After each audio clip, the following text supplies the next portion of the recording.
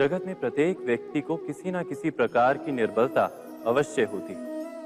जैसे कोई बहुत तेजी से दौड़ नहीं पाता तो कोई अधिक भार नहीं उठा पाता, कोई असाध्य रोग से पीड़ित रहता है तो कोई पढ़े हुए पाठों को स्मरण में नहीं रख पाता। ऐसे अनेकों उदाहरण और भी हैं। क्या आप किसी ऐसे व्यक्ति को जानते हैं जिसे सब कुछ प्राप्त हो और हम जीवन की उस एक निर्बलता को जीवन का केंद्र मानकर जीते हैं? इस कारणवश हृदय में दुख और असंतोष रहता है सदा। निर्बलता मनुष्य को जन्म से अथवा संजोग से प्राप्त होती है, किंतु उस निर्बलता को मनुष्य का मन अपनी मर्यादा बना लेता है। किंतु कुछ व्यक्ति ऐसे भी होते हैं जो अपने पुरुषार्थ और श्रम से उस निर्बलता को पराजित कर देते हैं। क्या भेद है उनमें और अन्य लोगों में? क्या आपने कभी विचार किया है? सरल सा उत्तर है इसका। जो व्यक्ति निर्बलता से पराजित नहीं होता, जो पुरुषार्थ करने का साहस रखता है हृदय में, वो निर्बलता को पार कर जाता है।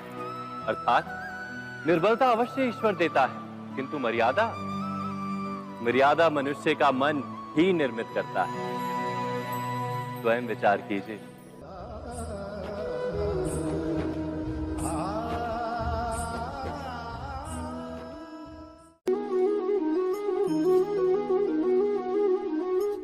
भविष्य का दूसरा नाम है संघर्ष। हृदय में आज इच्छा होती है और यदि पूर्ण नहीं हो पाती तो हृदय भविष्य की योजना बनाता है। भविष्य में इच्छा पूर्ण होगी ऐसी कल्पना करता रहता है, किंतु जीवन ना तो भविष्य में है ना अतीत में। जीवन तो इस क्षण का नाम, अर्थात इस क्षण का अनुभव ही जीवन का अनुभव।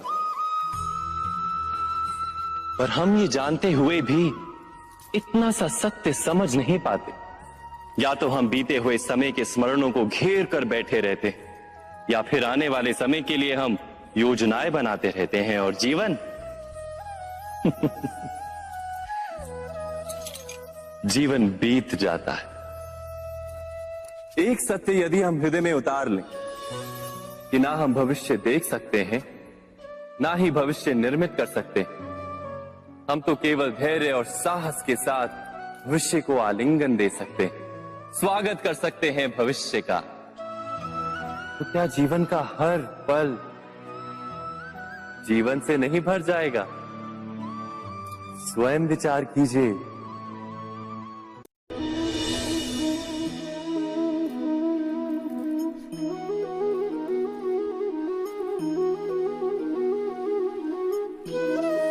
ज्ञान प्राप्ति सदा ही समर्पण से होती है, यह हम सब जानते हैं। किंतु समर्पण का वास्तविक महत्व क्या है? क्या हमने कभी विचार किया? मनुष्य का मन सदा ही ज्ञान प्राप्ति में विभिन्न बाधाओं को उत्पन्न करता है। कभी किसी अन्य विद्यार्थी से ईर्ष्या हो जाती है, कभी पढ़ाए हुए पाठों पर संदेह जन्मता है, और कभी गुरु द्वारा दिया गया दंड मन को अहंकार से भर देता है। नहीं, क्या ऐसा नहीं होता? न जाने कैसे कैसे विचार मन को भटकाते हैं, और मन की इसी अयोग्य स्थिति के कारण हम ज्ञान प्राप्त नहीं कर पाते। मन की योग्य स्थिति केवल समर्पण से निर्मित होती है। समर्पण मनुष्य के अहंकार का नाश करता है। ईर्ष्या, महत्वाकांक्षा आदि भावनाओं को दूर कर हृदय को शांत करता है और मन को एकाग्र करता है। वास्तव में ईश्वर की सृष्टि में ना ज्ञान की मर्यादा है, ना ज्ञानियों की। गुरु दत्तात्रेय ने तो गाय और श्वान से भी ज्ञान प्राप्त कर लिया था। अर्थात विषय ब्रह्म ज्ञान का हो, या जीवन के ज्ञान का, या गुरुकुल में प्राप्त होने वाले ज्ञान का, उसकी प्राप्ति के लिए गुरु से अधिक महत्व है उस गुरु के प्रति हमारा समर्पण। क्या यह सत्य नहीं?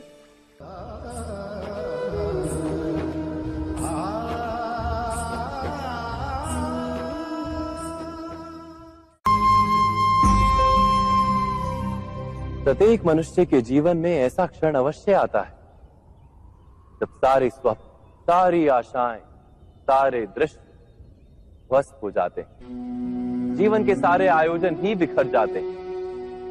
एक और धर्म होता है और दूसरी ओर सुख। इसी को धर्म संकट कहते हैं। जब धर्म का वहन ही संकट हो और धर्म का त्याग ही सुख हो। विचार कीजिए, कभी किसी स्वजन के विरुद्ध सत्य बोलने का अवसर प्राप्त हो जाता है, कभी ठीक दरिद्रता के समय सरलता से चोरी करने का मार्ग प्राप्त हो जाता है, कभी किसी शक्तिशाली राजनेता या राजा के कर्मचारी का अधर्म प्रकट हो जाता है। सबके जीवन में ऐसी घटना बनती ही रहती है। अधिकतर लोग ऐसे किसी क्षण को धर्म संकट के रूप में जान ही नहीं पाते। हमें किसी प्रकार के संघर्ष का अनुभव ही नहीं होता। सहजता से सुख की ओर खींचे चले जाते हैं, जैसे मक्खी गुड़ की ओर खींची चली जाती। वास्तव में धर्म संकट का क्षण ईश्वर के निकट जाने का क्षण होता है। यदि हम संघर्षों से भयभीत ना हो, सुख की ओर आकर्षित ना हो, अपने धर्म पर दृढ़ रहे, तो ईश्वर का साक्षात्कार दूर नहीं।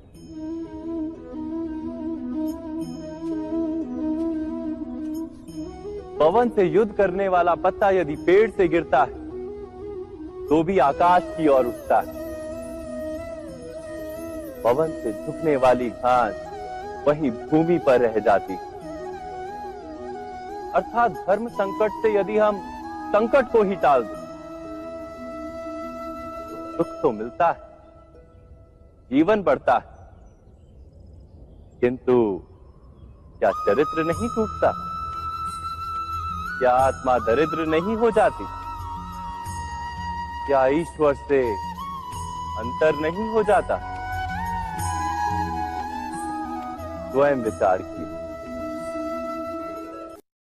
दो व्यक्ति जब निकट आते हैं तो एक दूसरे के लिए सीमाएं और मर्यादाएं निर्मित करने का प्रयत्न अवश्य करते हैं। हम यदि सारे संबंधों पर विचार करें तो देखेंगे कि इन सारे संबंधों का आधार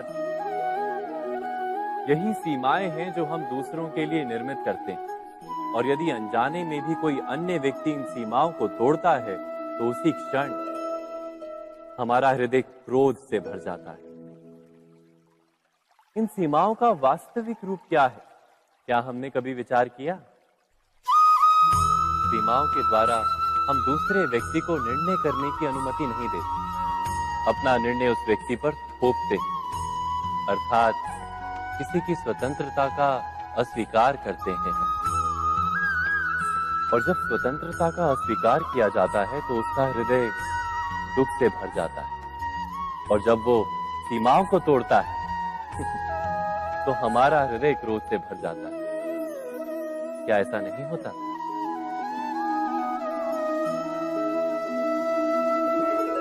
पर यदि एक दूसरे की स्वतंत्रता का सम्मान किया जाए तो किसी मर्यादाओं या सीमाओं की आवश्यकता ही नहीं होती। अर्थात जिस प्रकार स्वीकार किसी संबंध का देह है, क्या वैसे ही स्वतंत्रता किसी संबंध की आत्मा नहीं? स्वयं विचार कीजिए। सबके जीवन में ऐसा प्रसंग अवश्य आता है कि सत्य कहने का निश्चय होता है हृदय में, किंतु मुख से सत्य निकल नहीं पाता। कोई भय मन को घेर लेता है।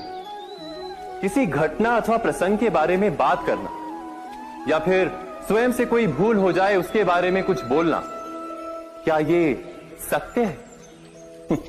नहीं, ये तो केवल तथ्य है। अर्थात जैसा हुआ था वैसा केवल बोल देना सामान्य सी बात।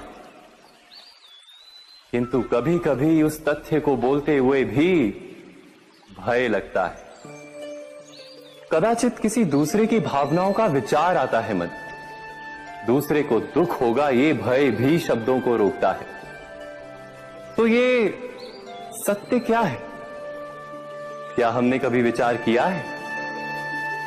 जब भय रहते हुए भी कोई तथ्य बोलता है तो वो सत्य कहलाता है। वास्तव में सत्य कुछ और नहीं, केवल निर्भयता का दूसरा नाम है। और निर्भय होने का कोई समय नहीं होता, क्योंकि निर्भयता आत्मा का स्वभाव है। अर्थात क्या प्रत्येक क्षण सत्य बोलने का क्षण नहीं होता?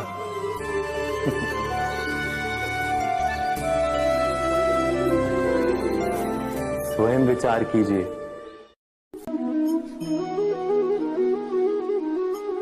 श्रेष्ठता का क्या अर्थ है?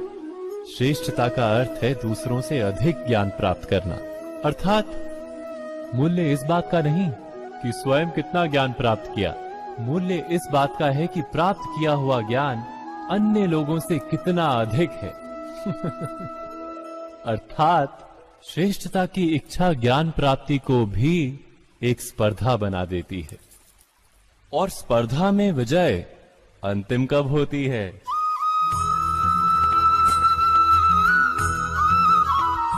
कुछ समय के लिए तो श्रेष्ठ बना जा सकता है, किंतु सदा के लिए कोई श्रेष्ठ नहीं रह पाता।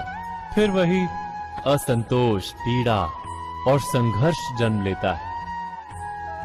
किंतु श्रेष्ठ बनने के बदले यदि उत्तम बनने का प्रयत्न करें तो क्या होगा?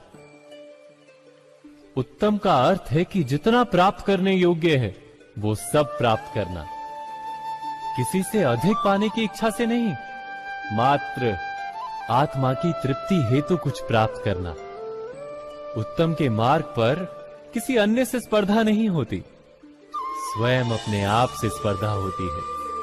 अर्थात उत्तम बनने का प्रयत्न करने वाले को देर अबेर सारा ज्ञान प्राप्त हो जाता है। बिना प्रयत्न के ही वो श्रेष्ठ बन जाता है। किंतु जो श्रेष्ठ बनने का प्रयत्न करता है वो श्रेष्ठ बने या ना बने, उत्तम कभी नहीं बन पाता।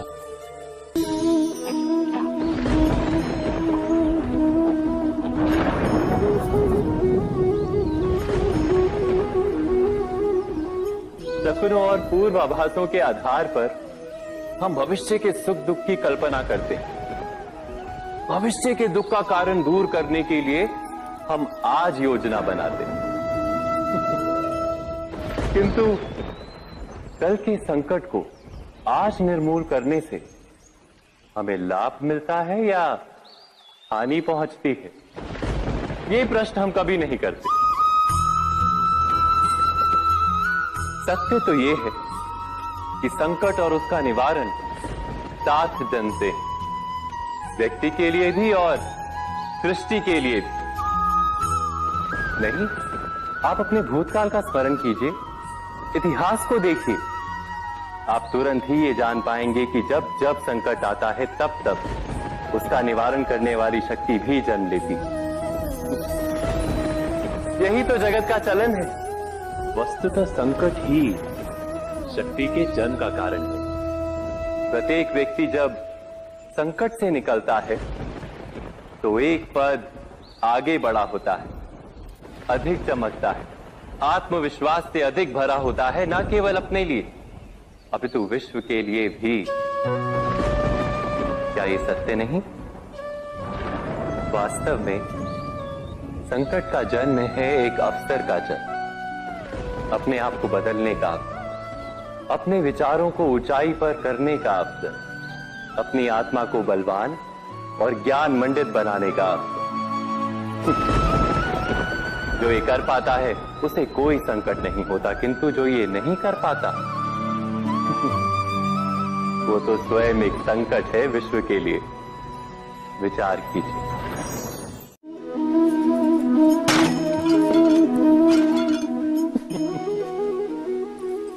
कभी कभी कोई घटना मनुष्य के जीवन की सारी योजनाओं को तोड़ देती और मनुष्य उस आघात को अपने जीवन का केंद्र मान लेता। पर क्या भविष्य मनुष्य की योजनाओं के आधार पर निर्मित होते हैं? नहीं। जिस प्रकार किसी ऊंचे पर्वत पर सर्वप्रथम चढ़ने वाला उस पर्वत की तलाई में बैठकर जो योजना बनाता है, क्या वही योजना उसे उस पर्वत की चोटी तक पहुंचाती है? नहीं। वास्तव में वो जैसे जैसे ऊपर चढ़ता है वैसे वैसे उसे नई नई चुनौतियां, नई नई विडंबनाएं, नए नए अवरोध मिलते हैं। प्रत्येक पद पर वो अपने अगले पद का निर्णय करता है। प्रत्येक पद पर उसे अपनी योजनाओं को बदलना पड़ता है। कहीं पुरानी योजना उसे खाई में ना ढकेल दे। वो पर्वत को अपने योग्य नहीं बना पाता, केवल स्वयं को पर्वत के योग्य बना सकता है।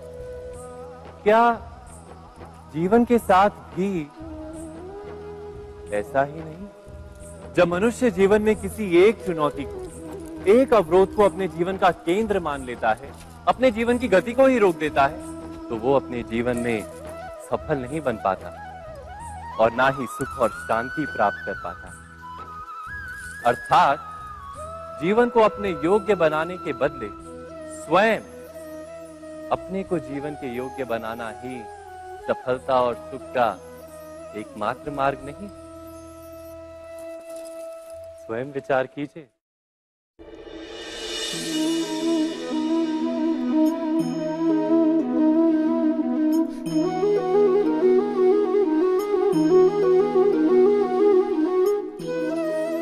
जीवन का हर क्षण निर्णय का क्षण होता है।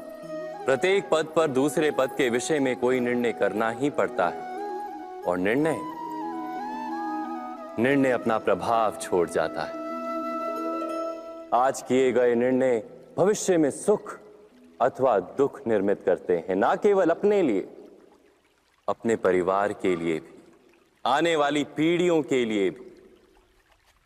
जब कोई दुविधा सामने आती है तो मन व्याकुल हो जाता है, अनिश्चय से भर जाता है। निर्णय का वो क्षण युद्ध बन जाता है और मन बन जाता है युद्ध भूमि। अधिकतर निर्णय हम दुविधा का उपाय करने के लिए नहीं, केवल मन को शांत करने के लिए लेते हैं। पर क्या कोई दौड़ते हुए भोजन कर सकता है? नहीं। तो क्या युद्ध से जूझता हुआ मन कोई योग्य निर्णय ले पाएगा? वास्तव में शांत मन से जब कोई निर्णय करता है तो अपने लिए सुखद भविष्य बनाता है, किंतु अपने मन को शांत करने के लिए जब कोई निर्णय करता है तो वो व्यक्ति भविष्य में अपने लिए कांटों भरा वृक्ष लगाता है। स्वयं विचार कीजिएगा।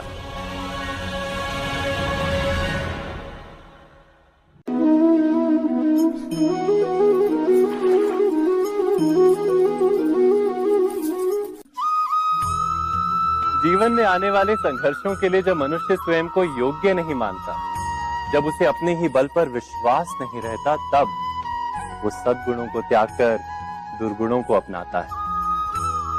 वस्तुतः मनुष्य के जीवन में दुर्जनता जन्म ही तब लेती है जब उसके अंतर में आत्मविश्वास नहीं होता। आत्मविश्वास ही अच्छाई को धारण करता है। ये आत्मविश्वास है क्या?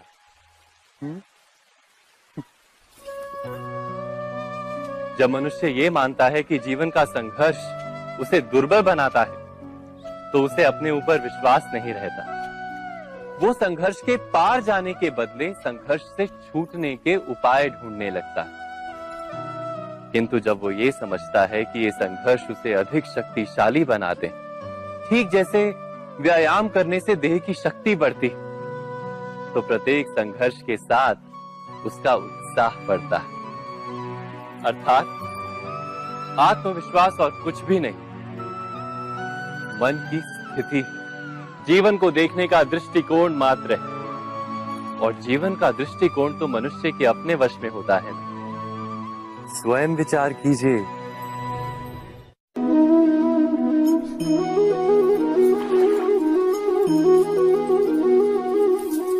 पिता सदा ही अपने संतान के सुख की कामना करते हैं, उनके भविष्य की चिंता करते रहते हैं।